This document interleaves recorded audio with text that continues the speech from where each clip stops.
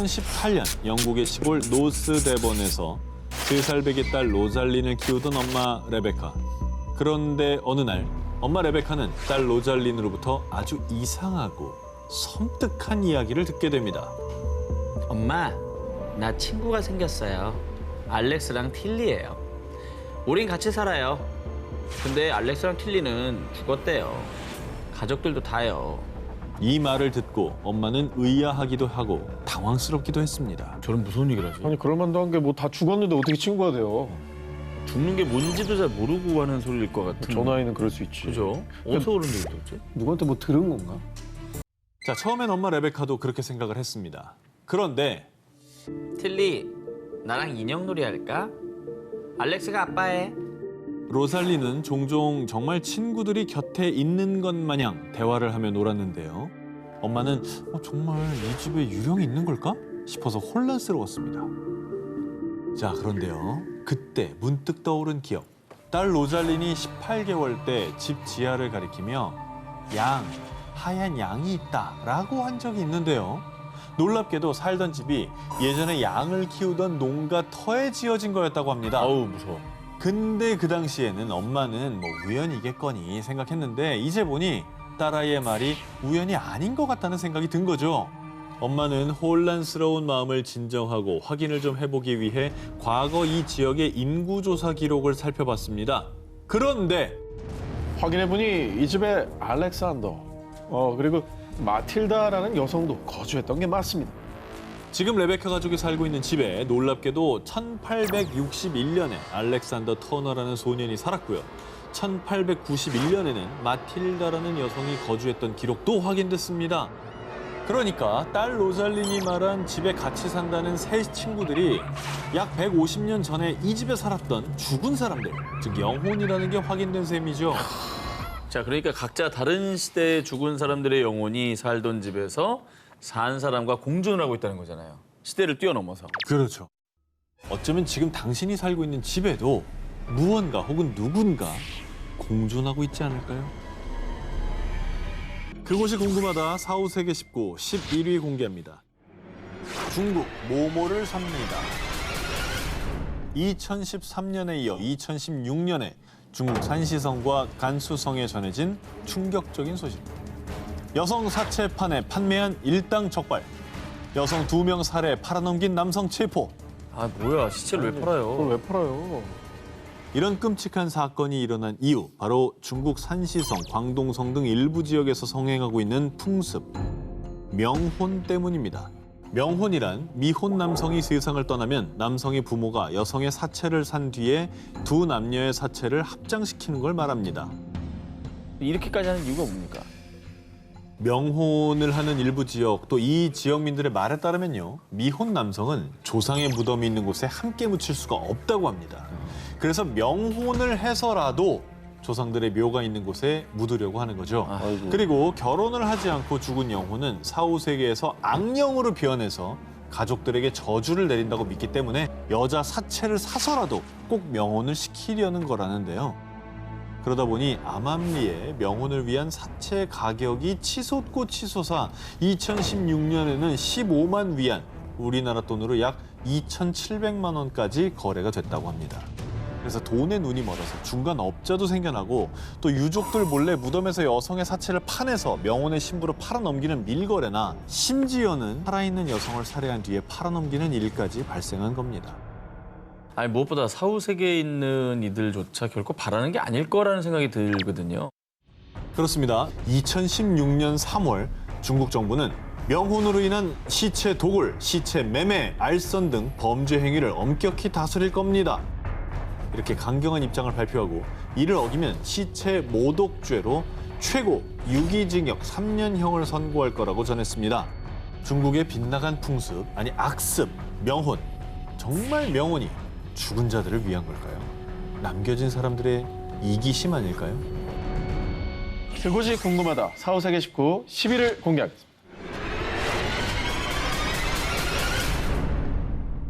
일본 사람들이 신성히 여기는 땅, 헤이잔, 고야산과 함께 3대 영지로 꼽히는 곳이 있습니다.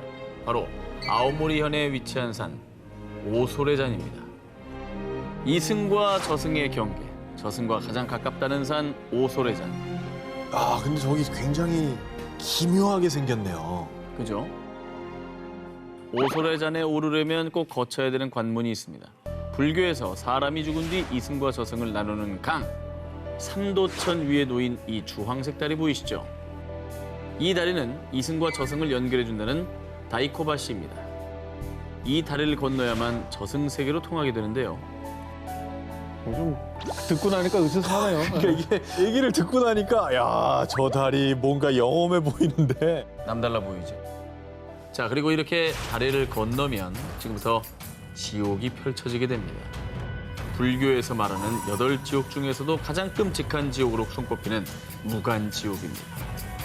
무간지옥은 살아생전에 큰 죄를 짓고 죽은 사람들이 영원히 극한의 고통을 받는 곳인데요. 황량한 돌무더기, 그리고 뿌옇게 피어오르는 유황연비. 정말 금방이라도 지옥 불구덩이가 나올 것 같지 않습니까? 그냥하네. 근데 여기도 지형이 진짜 신기하다. 그렇죠? 아, 저기 가기도 좀 무서운 것 같아요.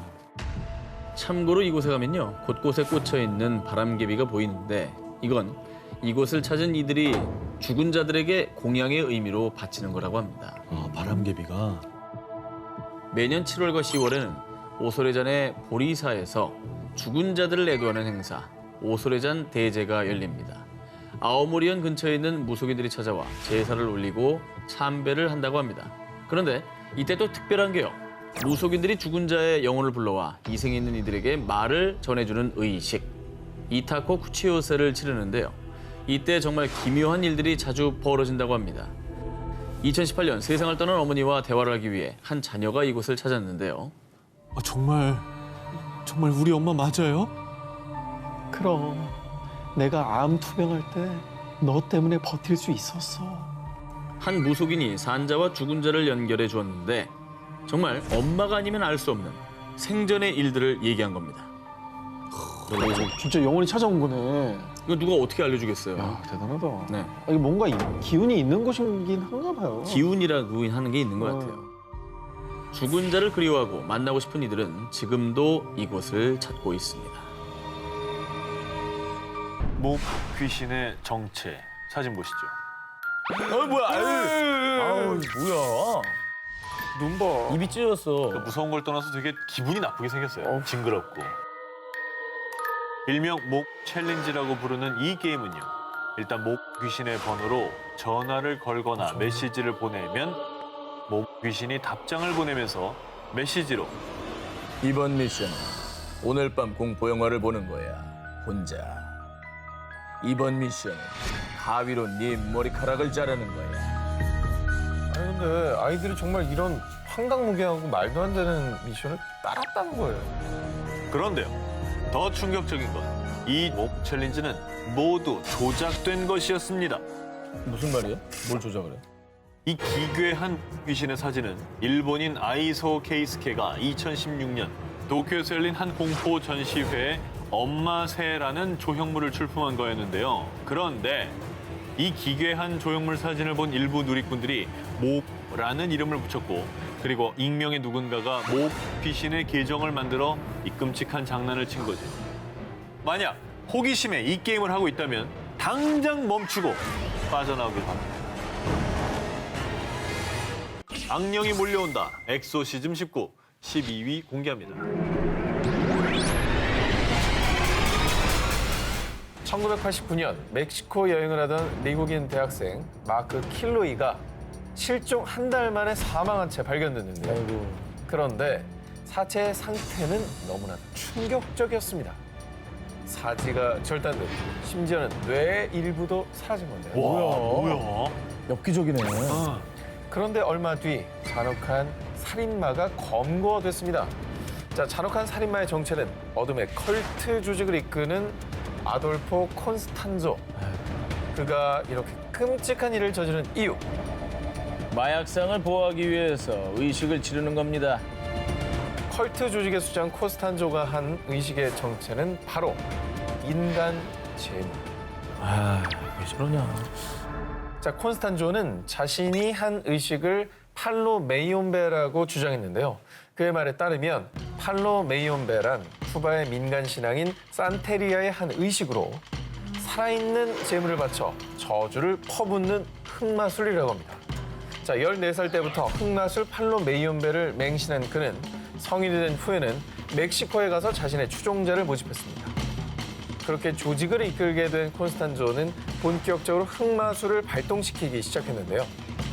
나는 미래를 봅니다. 경찰 모르게 마약을 운반할 수 있는 시간을 알려주겠어. 자, 이렇게 자신의 흑마술을 이용해 마약상들의 범죄를 감춰준 겁니다. 그리고 실제로 염소나 새끼 사자 등 동물을 제물로 바치는 팔로 메이온베 의식을 한 뒤엔 어떠한 불법을 저질러도 이 마약상들이 걸리지 않았다고 하는데요. 믿을만 하네, 그럼. 콘스탄조의 흑마술은 암암리에 퍼져 마약상뿐만 아니라 멕시코의 고위 정치인까지 그에게 의식을 의뢰할 정도였다고 하는데요. 그래서 이후 어둠의 힘을 더 강화해야 해요. 이번엔 인간의 유골이 필요합니다. 결국 그는 인간의 뇌까지 흑마술 의식의 제물로 바쳤고요. 자, 그렇게 콘스탄조의 흑마술에 희생된 사람은 무려 10여 명. 하지만 콘스탄조의 엽기적인 의식은 곧 만천하에 드러나고 말았습니다. 콘스탄조의 흑마술을 산 마약상이 체포되면서 마약 보관 창고에 있던 유골들이 발견된 겁니다. 어머. 흑마술에 잔인하게 희생된 생명들, 앞으로 다시는 이런 끔찍한 피해 의식은 재발하지 않길 바랍니다. 악령이 몰려온다. 엑소시즘 19 저 한 기자의 1위 후보 공개합니다. 지금으로부터 30여 년 전 우리나라의 한 영화 촬영장에서 벌어진 일입니다. 우리나라야. 바로 1985년에 개봉한 공포 영화 목 없는 여살인마인데요. 영화 촬영 장소 섭외를 위해 경기도 청평의 한 별장을 방문한 김영한 감독. 음산한 외경에 미로 같은 내부. 그는 이 별장을 보자마자 단번에 마음에 들었죠. 그렇게 이 별장에서 시작된 공포 영화 촬영. 하지만 이때까지만 해도 아무도 몰랐습니다. 이곳에서 어떤 일이 벌어질지를 말이죠. 김영한 감독이 직접 밝힌 미스터리한 사건들. 먼저 이 영화의 첫 장면에 등장하는 고양이에서 시작됩니다. 주인공의 혼이 깃든 만큼 중요한 역할인 고양이. 그런데 촬영을 위해 고양이를 찾으러 간 조 감독은 그만 깜짝 놀라고 마는데요. 그 이유는 조금 전까지만 해도 멀쩡했던 고양이가 피를 토한 채 죽어있던 겁니다. 그것도 한 마리가 아닌 무려 200여 마리의 고양이들이 말이죠. 갑자기? 갑자기 200마리가? 200마리가. 원인 모를 고양이들의 떼죽음. 결국 그날 밤 조 감독은 촬영을 위해 급하게 고양이를 구하러 갔는데요.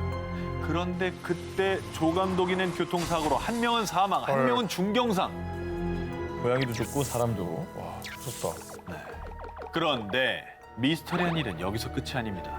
촬영하던 도중 안전장치로 설치해놓은 피아노 줄이 갑자기 끊어지면서 촬영 중이던 배우가 의식불명에 빠지기까지. 어머. 헐. 이 정도면 심한 사고가 계속 일어나네. 그렇게 간신히 겨우겨우 영화 촬영을 끝마친 김영한 감독. 마지막 촬영 날 그간 신세를 진 청평 별장 주인에게 인사를 건넸는데요. 그런데 촬영 다 했어요? 괜히 불편할까 봐 말 안 했는데 끝까지 촬영한 팀은 처음이에요. 무슨 일 없었죠? 아니, 그러니까 다들 하나 와서 도망갔다는 얘기죠. 야, 무섭다. 그리고 별장에서 벌어진 미스터리한 사건의 결정타. 아니 이 여자가 왜 여기에 있지? 바로 영화의 한 장면 속에서 1분가량 정체불명인 여성의 모습이 찍힌 겁니다. 어디?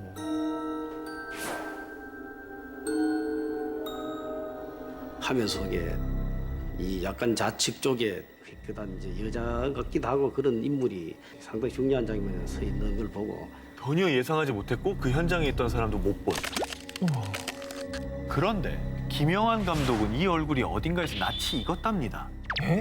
그 이유는 10년 전 그가 조 감독이 된 시절에 영화 촬영을 하다가 안타깝게 감전사로 숨진 여배우와 이 화면 속의 여배우가 무척 닮아 있었다. 뭐야. 그러니까 뭔가 세상을 떠났다. 다시 나타나는 거죠. 소름. 미스터리한 사건들부터 숨진 여배우의 원혼까지. 과연 그 별장에는 어떤 한이 서려 있는 걸까요?